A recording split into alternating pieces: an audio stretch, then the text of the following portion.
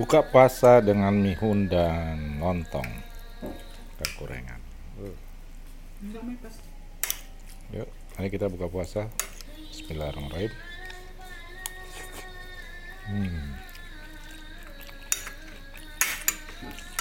Ya, tinggalan sada.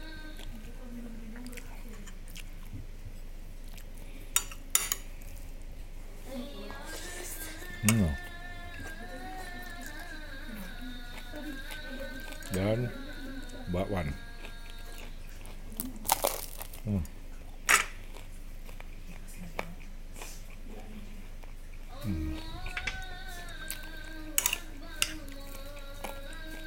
Kalau sambal bisa guyur.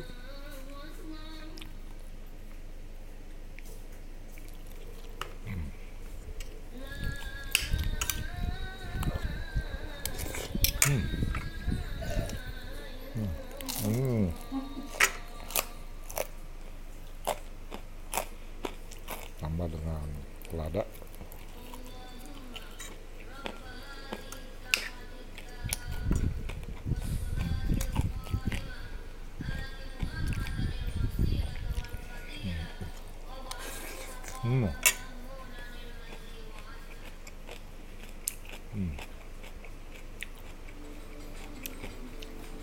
Oke, selamat berbuka puasa.